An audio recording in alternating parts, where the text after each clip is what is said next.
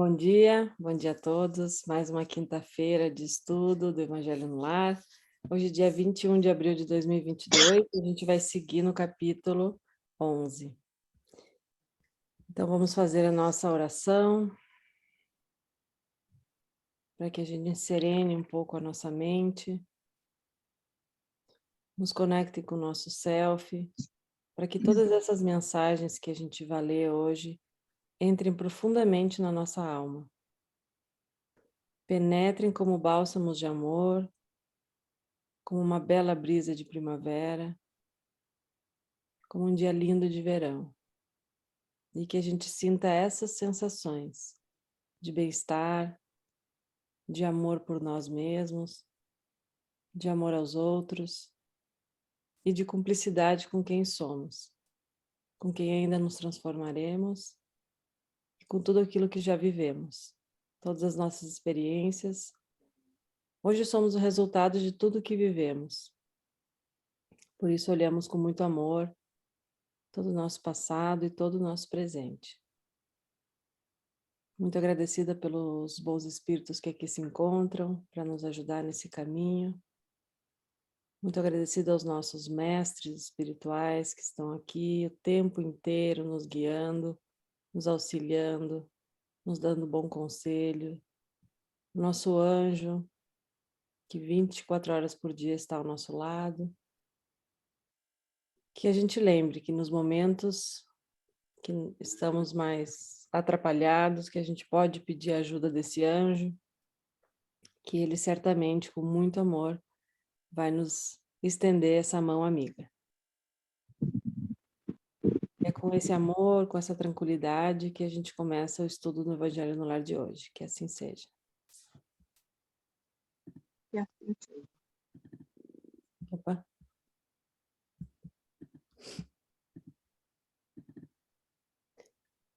Exila das províncias da tua vida a maldade. Rebate o pensamento doentio com a saudável.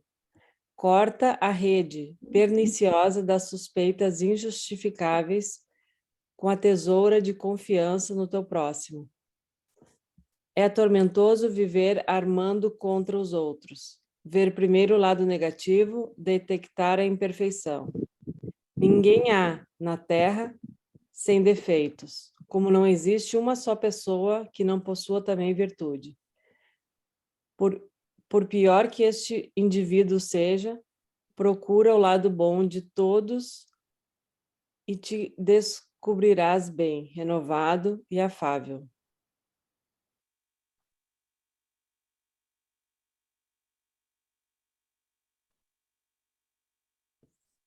Bem facinho. Exercício diário, né, garotada? Exercício a cada minuto. Esse exilar os nossos... rebater esses nossos pensamentos doentios, né?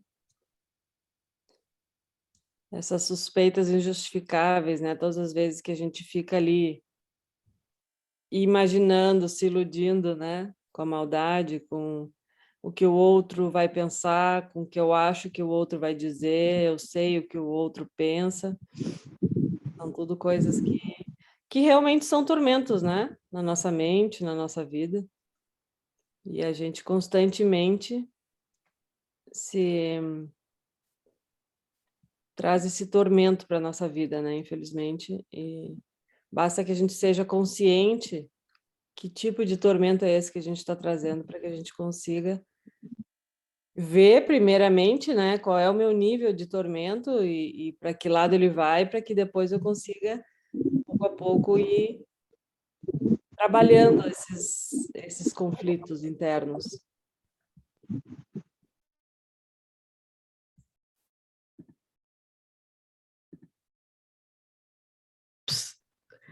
Será que a gente percebe que está armando contra os outros com esses comentários, com esses julgamentos? Né? Porque ela está dizendo que o armar é essa coisa de ter a visão negativa, né? De estar detectando a imperfeição. Imagina o quanto que a gente não fala mal dos outros, né? Enquanto a gente não passa uma má impressão dos outros. É tudo o oposto da boa percepção. Que se a gente for imaginar, eu lembrando do Bert Hellinger, quando ele diz, né, que a boa percepção seria o fim da psicoterapia, que não existiria mais ninguém doente, né? E a gente ainda está muito distante disso, porque a gente vê só o lado negativo das pessoas, enquanto todos têm dificuldades, né? Não tem ninguém aqui sem ter essas dificuldades, e também não tem ninguém que não tenha, né, o bem, a virtude também, um lado bom dentro de si. A gente só vê o mal, né? Porque a gente que tem o mal. A gente que é esses bichinhos em desenvolvimento, né? A gente que possui ainda esse... Quando eu li a última frase, eu lembro exatamente do exercício da boa percepção. Procura o lado bom de todos e te descobrirás bem renovado e afável, porque assim como vocês estão dizendo, é um espelho, né? Então, se a gente só vai procurar o mal no outro, é o mal que a gente tem. Se a gente vai procurar o bem, é como se também trazer o bem muda a postura, muda a energia, muda tudo, né? Então, primeiro que Joana já dá a real, ninguém há na Terra sem defeito. Se alguém achava que não tinha, né? Pronto, já terminou ali. E como também não existe ninguém que não possua uma virtude, né? Então, sempre realmente mudar essa postura faz um bem não só ao outro, como a nós mesmos. Então, rebater o pensamento doentio com o saudável, o convite e o desafio. Exato. Então, vamos à nossa leitura. A gente segue a instrução dos espíritos da semana passada, que terminou com Lázaro, a mensagem de Lázaro, e seguimos no número 9. O amor é de essência divina e todos vós, do primeiro ao último, tendes no fundo do coração a centelha desse fogo sagrado. É um fato que muitas vezes pudestes constatar, por mais abjeto, vil e criminoso que possa ser, o homem dispensa a um ser ou a um objeto qualquer uma afeição viva e ardente, à prova de tudo quanto tendesse a diminuí-la, alcançando, muitas vezes, sublimes proporções. Eu disse por um ser ou um objeto qualquer, porque existem entre vós indivíduos que dispensam tesouros de amor, cujos corações estão transbordantes desse sentimento em relação a animais, plantas e até a coisas materiais, espécies de misantropos a se lamentarem da humanidade em geral e a resistirem ao pendor natural de suas almas, que buscam em torno de si a afeição e a simpatia, rebaixam a lei de amor à condição de instinto. Entretanto, por mais que façam, não conseguem sufocar o germe vivaz que Deus depositou em seus corações ao criá-los. Esse germe se desenvolve e cresce com a moralidade e a inteligência, e, embora oprimido muitas vezes pelo egoísmo, torna-se a fonte de santas e doces virtudes, que constituem as afeições sinceras e duráveis e vos ajudam a transpor o caminho escarpado e árido da existência humana. Para algumas pessoas, a prova da reencarnação causa verdadeira repugnância, em razão da possibilidade de que outras venham a partilhar das afetuosas simpatias de que são ciosas. Pobres irmãos, o vosso afeto vos torna egoístas, o vosso amor se restringe a um círculo íntimo de parentes e de amigos, sendo-vos indiferentes os demais. Pois bem, para praticardes a lei de amor tal como Deus o entende, é preciso que chegueis passo a passo a amar a todos os vossos irmãos indistintamente. A tarefa é longa e difícil, mas será realizada. Deus o quer, e a lei de amor constitui o primeiro e mais importante preceito da vossa nova doutrina, porque é ela que um dia matará o egoísmo, seja qual for a forma sob a qual ele se apresente, visto que, além do egoísmo pessoal, há também o egoísmo de família, de casta, de nacionalidade. Disse Jesus: amai o vosso próximo como a vós mesmos. Ora, qual é o limite com relação ao próximo? Será a família? A seita? A nação? Não. É a humanidade inteira. Nos mundos superiores, é o amor mútuo que harmoniza e dirige os espíritos adiantados que os habitam. E o vosso planeta, destinado a um progresso que se aproxima, verá seus habitantes em virtude da transformação social por que passará a praticar essa lei sublime, reflexo da divindade. Os efeitos da lei do amor são o melhoramento moral da raça humana e a felicidade durante a vida terrestre. Os mais rebeldes e os mais viciosos se reformarão quando observarem os benefícios resultantes da prática dessa sentença. Não façais aos outros o que não gostarias que os outros vos fizessem. Fazei, ao contrário, todo o bem para que puderdes fazer-lhes. Não acrediteis na esterilidade e no endurecimento do coração humano. Ele cederá, a despeito de si mesmo, ao amor verdadeiro. É um imã a que não lhe é possível resistir. O contato desse amor vivifica e fecunda os germes dessa virtude, que está em vossos corações em estado latente. A terra, morada de exílio e de provas, será então purificada por este fogo sagrado, e nela se praticarão a caridade, a humildade, a paciência, o devotamento, a abnegação, a resignação e o sacrifício, isto é, todas as virtudes que são filhas do amor. Não vos canseis, pois, de escutar as palavras de João o Evangelista. Como sabeis, quando a enfermidade e a velhice o obrigaram a suspender o curso de suas pregações, ele se limitava a repetir essas doces palavras: meus filhos, amai-vos uns aos outros. Amados irmãos, aproveitai essas lições. Sua prática é difícil, mas a alma retira delas um bem imenso. Crede-me, fazei o sublime esforço que vos peço. Amai-vos, e logo vereis a terra transformada num paraíso em que as almas dos justos virão repousar. Fenelon, Bordeaux, 1861. Nossa, que mensagem maravilhosa. Que linda, né? Nossa. Aproveitai essa lição. Sua prática é difícil, mas a alma retira delas um bem imenso. Crede-me, fazei o sublime esforço que vos peço. Amai-vos, e logo vereis a terra transformada num paraíso em que as almas dos justos virão repousar. É exatamente isso que eu penso com relação a muitas das coisas que a gente reclama, né? Por exemplo, o governo, a política. Eu digo sempre, gente, os políticos são um reflexo da nossa sociedade. Quem é que vota neles? Como que eles se afinam de alguma maneira, né? Então, a gente tem aquele costume de reclamar, só que a mudança começa por cada um de nós. Se a gente fala sobre... esqueci o nome agora, sobre os roubos, né, no governo. Corrupção. A corrupção.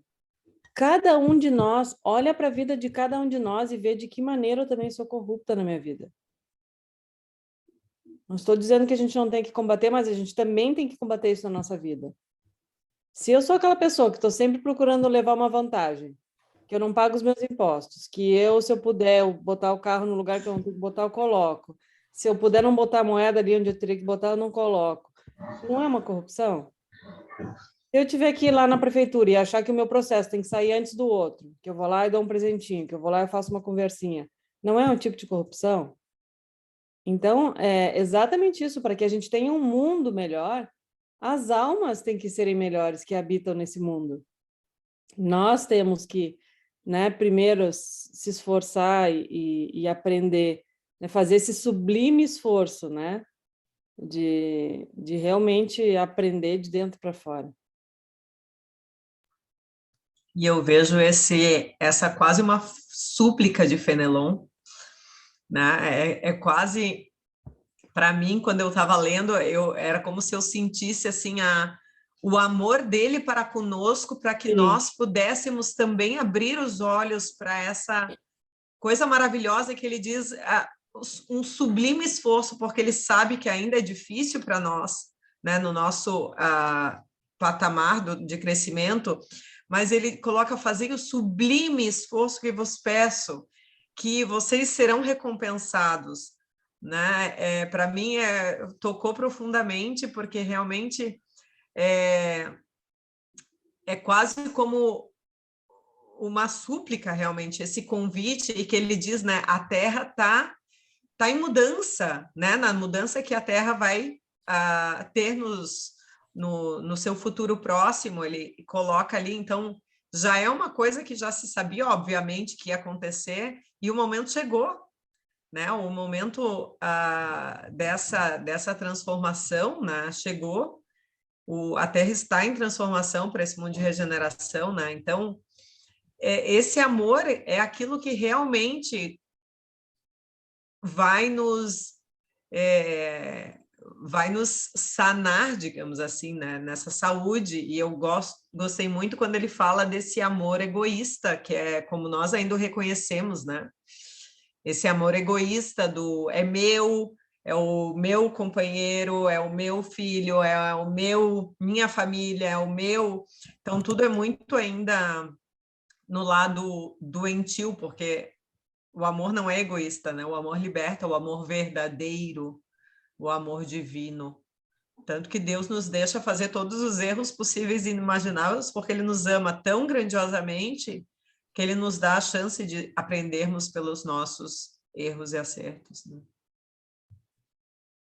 É uma mensagem bem convidativa à nossa consciência da prática do amor, né? Que a gente observe o que pode estar por trás dos nossos exageros, quando ele fala lá no começo, né, da devoção que muitos têm aos objetos, aos animais, mas que isso por trás está escondendo, né, uma pessoa que no fundo odeia a humanidade, né, ou que sente aversão às pessoas. Então, que nós temos comportamentos mascarados, né, que temos comportamentos de culpa, né, de dificuldade, mas que a gente ainda não sabe viver esse amor sem ser de forma egoísta, mas que nós precisamos ver, né? Porque, como diz a mensagem, né, nós temos dentro de nós, assim como diz também a mensagem de Joana, né? Cada um tem em si o germe. O problema é que a gente tem o germe, né? A centelha. A gente precisa ter esse esforço que nós fomos convidados para que a gente faça, por exemplo, o exercício que Joana propôs lá na mensagem, né? Então, preste atenção nos seus pensamentos, tenta transformar esses pensamentos de dor em pensamentos de paz, porque senão não tem como existir amor numa alma em que está completamente atormentada, né? Não tem como você fazer despertar essa semente dentro de você, que nesse nosso mundo, ok, mas daqui a pouco não dá mais, né? Nesse nosso mundo, é a hora de fazer o esforço, porque é a hora da transformação, porque a verdade é que é um amor egoísta. O que é um amor egoísta? Um amor doente, né? Um amor adoecido que faz mal tanto aos outros como a si mesmo. Então, se esse amor é egoísta e ele faz mal aos outros e a si mesmo, ele realmente não vai poder ser permitido no próximo estágio de evolução do planeta. Porque no próximo estágio de evolução do planeta, a única coisa que vai mudar é que a gente vai precisar ter a condição de se regenerar. Então, a gente não vai mais enfrentar o nível de provas que se enfrenta hoje. Então, é preciso ter passado dessa necessidade das provas. Se eu continuo com necessidade, né, de provas e de expiações, eu não tenho como caminhar verso a regeneração, eu não tenho como partir para um mundo, porque se eu continuo egoísta, eu, no mundo de regeneração, vou continuar fazendo mal aos outros e a mim mesmo. E na regeneração não tem tanto espaço para esses equívocos, né? Então, as almas precisam estar conscientes para poder fazerem desabrochar as virtudes. Tem uma parte aí da mensagem, que eu não sei onde é, que ele fala justamente dessas virtudes, né, que a gente vai viver nesse novo estágio, ou que nós vamos ter essa oportunidade de despertar, né, de ter uma vivência maior nesse novo o contato desse amor... A terra, morada de exílio e de prova, será então purificada por esse fogo sagrado, e nela se praticarão a caridade, a humildade, a paciência, o devotamento, a abnegação, a resignação e o sacrifício. O sacrifício que se fala, né, é o sacrifício do ego, o sacrifício de si mesmo. Então, não tem para onde correr, essas virtudes precisam de consciência. Não tem para onde. Uma pessoa que não tem consciência, ela jamais vai conseguir praticar a caridade, né? Ela jamais vai conseguir ter humildade, nem paciência, menos ainda, né? Porque está sempre movida ao medo, né? Devotamento, paciência também estão muito vizinhos, né? É tudo fruto desse amor que ele fala, que é a virtude por excelência, né? Que é o sentimento sublime por excelência e que nos colocaria no sentido da evolução verdadeira. Mas no estágio que nós estamos, não tem como a gente negar que nós nos distanciamos desse movimento todas as vezes em que, volto a citar a mensagem de Joana, entramos na sintonia daquela postura ainda infantil, né, ainda vil, ainda completamente equivocada, de estar julgando, pensando mal dos outros, não tolerando as pessoas, né? Então, trabalhar esse amor dentro da gente requer muita consciência realmente, para que a gente pare, né, de atacar e comece a construir. Então, eu paro de atacar o outro e de acusar o outro, começo a ver o bom que existe naquele outro, e quando eu começo a ver o bom que existe no outro, é porque eu começo também a reconhecer o bom que existe em mim, né? Se eu só vejo o mal, se eu só vejo o defeito nos outros, essa é a lente pela qual eu estou construindo o meu mundo. Então, eu preciso mudar essa forma de agir, né? Estamos pautados na intolerância, na acusação, no ódio, ok. Então, nós precisamos saber onde isso reside em cada um de nós, para que a gente vá, aos poucos, vendo que a origem não está no outro, né? Que a gente está tentando destruir, que a gente está ali o tempo todo denegrindo, causando mal, né? E passar a trabalhar dentro de nós o despertar. Aí, isso é o sacrifício de si mesmo, que dói para danado, né? Não é nada fácil. A gente parar de gastar energia tentando fazer com que o outro mude para que a gente esteja numa boa situação, e a gente, no lugar de fazer isso, trabalhar dentro o sacrifício de si mesmo.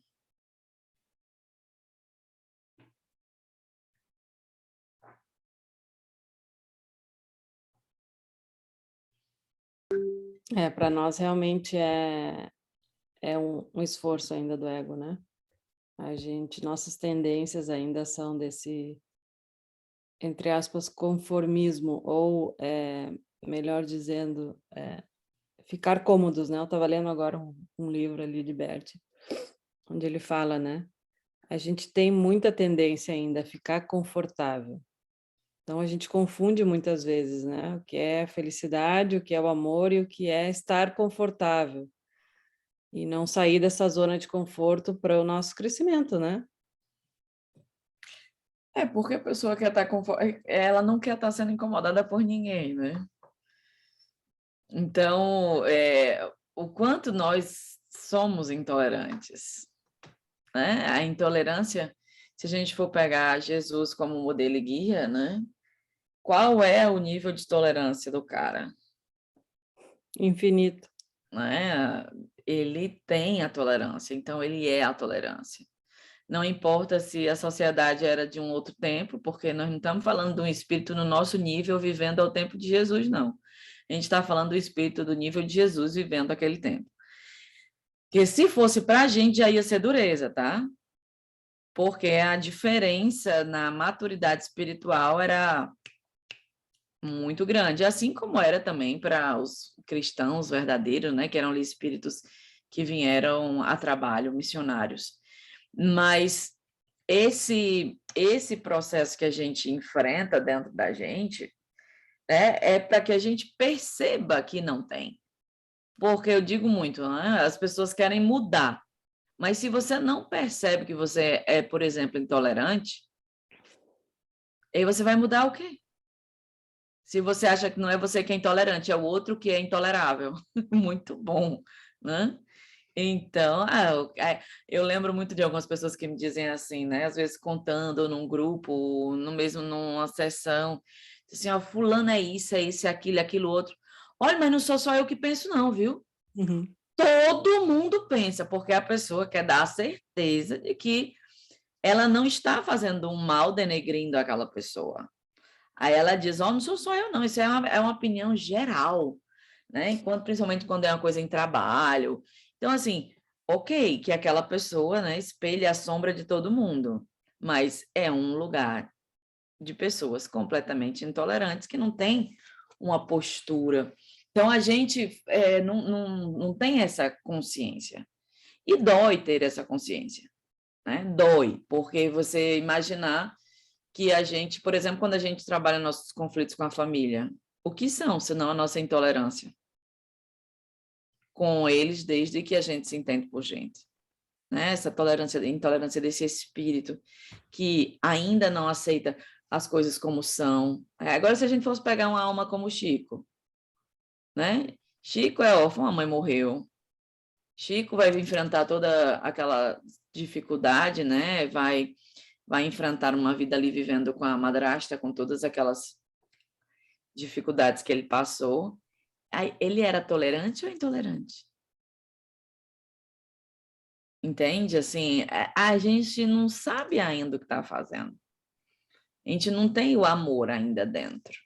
A gente se revolta com tudo que nos acontece. E não é sobre o destino que a gente teve, é sobre como a gente consegue ainda enfrentar o destino. A gente não sabe ainda o que está fazendo, realmente se resume muita coisa. Eu lembro sempre de uma... É tentativa de acerto e erro, realmente, né? A gente não consegue se vincular a essa verdade absoluta que é o amor, né? Que é amar a si como amar aos outros como a si mesmo. A gente não se ama. Então, se a gente não se vincula, né, com esse poder do amor, realmente a gente está na tentativa de acerto e erro, né? Fazer aos outros o que gostaríamos que nos fosse feito. A gente não sabe, porque tudo que a gente gostaria que fosse feito, a gente olha com o ego. A gente nem sabe o que a gente quer A da gente vida. só vê a visão do ego, né? Então fica esse convite para a gente olhar para a gente enquanto alma, né? Então essa alma que reencarnou na Terra, que tem um processo de evolução já, como diz na mensagem, né? Já efetuado, sim. Todos nós tem muitos germentes maravilhosos, tem muitas estradas já feitas. Agora tem outras, neguinho, que não estão feitas não. E para que você seja menos, né, doente, você vai ter que reconhecer essa doença em você. Né? E é óbvio que a gente foi colocado nos ambientes em que nós precisávamos ser provados. Não é que a gente precisava ser provado pela deboleza do outro. A gente é provado pela nossa. O problema é que a gente acha que é pelo do outro. Deboleza é fraqueza, viu, pessoal? Ainda bem que só tá a gente do lado de cá, né? Então, veja, essa postura, eu vou culpar o outro, né? Eu vou dizer, ai, mas minha vida foi muito difícil porque na minha família tive muito problema, né? Eu vivi isso, vivi aquilo, a postura de um, a postura de outro. Mas seu problema nunca foi como sua família é. Seu problema sempre foi que o seu espírito ainda não é maduro para enfrentar determinados tipos de situação. E pasmem, se nessa existência você ainda está passando por isso, é porque ainda vai precisar amadurecer muito, né? Peça o tempo para novas, né? Para ter condição de trabalhar em si aquilo que lhe falta. Não existiria aprendizado se cada um de nós estivesse numa forma mais confortável, né? A gente não sairia do lugar, a gente ia ficar no conforto ali. Que aprendizado teríamos, né? Se todos estivessem numa família onde dá tudo certo, onde a gente não precisa ter esse aprendizado tão profundo. Sim, É por isso verdade. bem-aventurados os aflitos, né? Eu lembro que durante um bom tempo na minha vida eu trabalhei muito pelo equilíbrio e consegui. Eu não sabia o que eu fazia naquele nível ali da minha vida, porque tá tudo certo. Tudo muito equilibrado. Eu não conseguia resolver todos os problemas assim de ordem de relacionamento, conseguia trabalhar a tolerância, conseguia trabalhar minhas raízes, tudo. Ficou um negócio bem organizado, né? Só que dentro de mim eu sabia que o negócio ia acabar, né?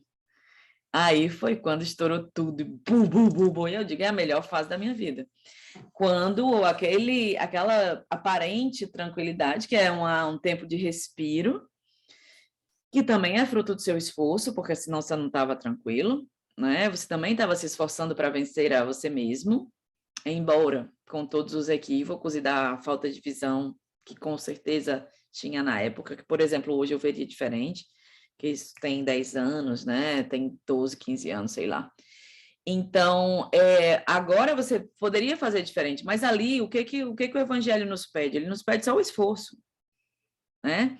Ele pede esse empenho, esse esforço para que, como Joana disse, a gente tente mudar o padrão de pensamento de doença para um padrão de saúde. Quando vem a calmaria, é o momento que a gente não evolui, né? Aí vem as dificuldades. E lembrando que, como disse ali o texto, né? Na Terra nós vamos viver a felicidade e podemos viver a felicidade. Só que depende do nosso estado de espírito. Que aí a gente pode viver a felicidade na Terra.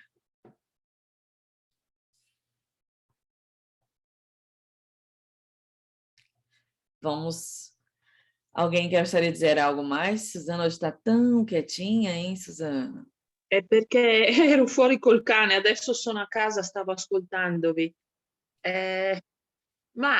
Parlo in italiano perché sono stanca. Sai, tutto quello che c'è scritto è giusto e che avete detto, però penso che ognuno di noi ha fasi, no?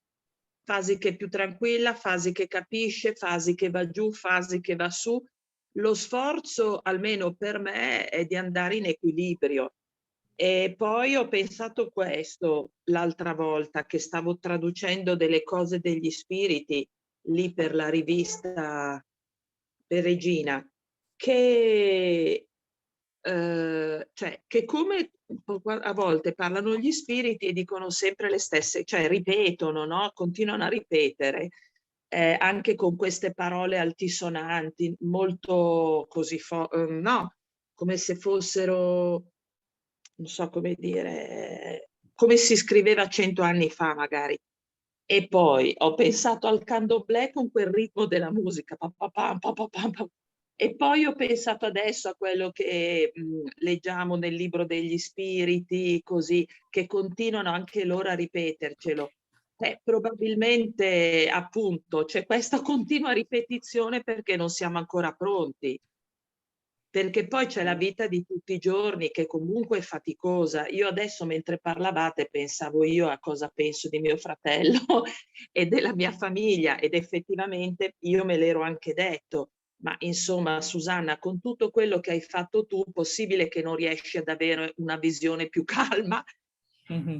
Evidentemente no. Se no non ci sarebbe la psicologia, se no non ci sarebbe la Joanna De Angelis che ci dà tutti questi come dire, strade, possibilità, se no non ci sarebbe Vivaldo Franco, ma anche un sacco di altre persone nel mondo, il Dalai Lama, così.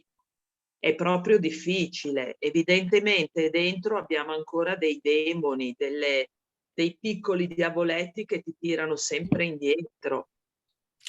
E a gente não foi educado, né? Veja que a gente não foi educado. A gente não tem uma educação desde a infância para tratar com isso. Mas por quê? Porque nós habitamos num mundo de provas. Na verdade, a gente também veio para suportar essas dificuldades, só que suportar aprendendo. Porque se fosse para a gente já viver num mundo em que as pessoas tinham consciência, que nos ajudavam, a gente viveria. O mundo que a gente precisa, ele é tal como ele é. Agora, a gente precisa fazer um pouco mais. né? No sentido de tentar manter, quanto mais possível, a nossa sintonia positiva. Não é que a gente não vai cair, né? Não é que a gente não vai se encontrar com esses demônios interiores.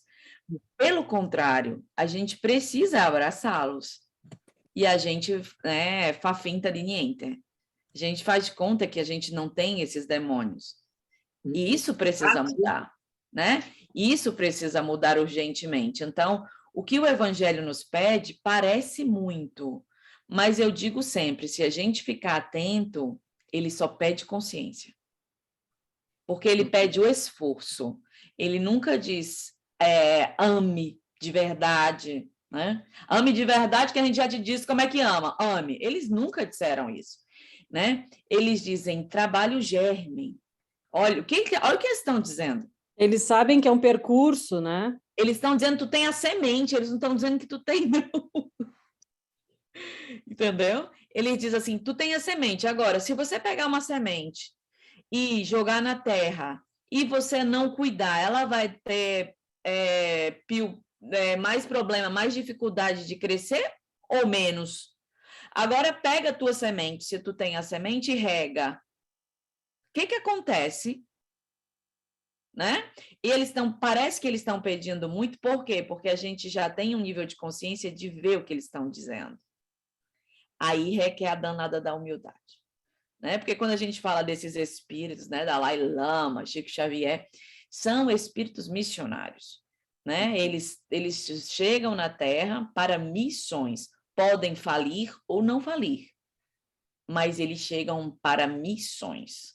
Como irão reencarnar, aí sim, as próximas gerações, que já tem que ir dando uma aliviada, né? Aí sim, vão reencarnar muitos espíritos, assim como é que acontece isso de uma hora para outra? Gente, isso já aconteceu. Na hora que precisou do desenvolvimento da tecnologia, encarnou os cabos inteligentes, tudinho, certo? Depois eles não voltam mais, não. Eles vêm só, aí pronto, você descobre tudo, descobre como funciona a eletricidade, parará, parará, parará. Veja o boom que é. É tudo bem planejado. Música. Pode prestar atenção no período de reencarnação dos grandes compositores. É bem ali, ó.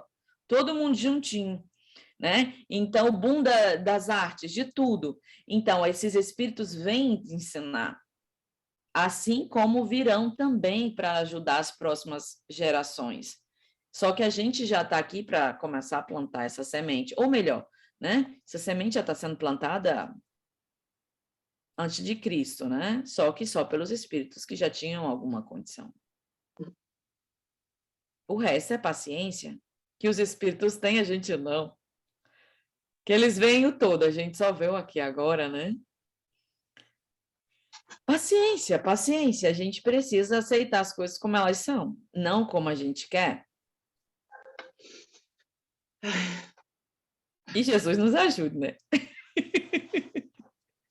Oremos, oremos. Então, vamos elevar nossos pensamentos a Jesus. Vamos trabalhar dentro de nós esse terreno fértil, esse terreno que já nos foi dado como presente divino, que é um presente que nunca nos será tomado. Vamos olhar para o nosso interior como essa terra que nos foi concedida e imaginemos que dentro dessa terra frutífera estão todos os germes, todas as sementes das virtudes que nós precisamos desabrochar. Então, vamos regar cada uma dessas nossas riquezas, né? Dessas nossas plantações interiores. Vamos olhar como está essa nossa paciência, cuidando dela com muito amor, nossa abnegação, a nossa resiliência, sem exigir que a gente já tenha uma árvore firme, grande. Lembremos que a semente, primeiro, ela precisa despontar ali do solo, vencer as dificuldades, as primeiras dificuldades para chegar na superfície. E cada um de nós tem esse jardim interior. E a gente precisa regar com muito amor, fazendo como disse Joana, né? Observando os nossos pensamentos, aceitando às vezes que nós vamos cair, como Suzana disse muito bem, né? Quando os nossos demônios interiores vêm à tona. Então, esses demônios são as nossas dificuldades. Eles não são demônios verdadeiros. Eles são presentes divinos que vêm à tona para que a gente perceba o que veio aprender. Então, vamos olhar para esses demônios com amor, com o respeito que eles merecem por estarem no nosso caminho para nos ensinar. E que a gente possa fazer o nosso papel dentro desse planeta de educação, de expiação, onde a gente ainda aprende, sim, por tentativas de erro e de acerto, mas que pacientemente a gente possa fazer essa plantação nesse jardim que nós possuímos interior florir, vencendo as dificuldades, vencendo as barreiras que são impostas pela nossa alma ainda imatura, e que essa alma possa se conectar com o todo, com todo o amparo que possui, com todas as bênçãos da natureza, com todas as bênçãos concedidas pelos deuses, né, pelos céus, pelos espíritos que nos auxiliam. Deixemos que essas energias cheguem até nós, porque o terreno é propício, o momento é o momento exato, e nós somos os trabalhadores que precisam fazer com que essa terra possa realmente frutificar para nós e para o mundo. Muito obrigada, Senhor, por esse momento. Obrigada pelo nosso estudo. Auxilia-nos a cuidar do nosso jardim interior, do jardim da nossa alma, do jardim da nossa vida espiritual, que é a verdadeira e única vida que possuímos. Que assim seja. Que assim seja.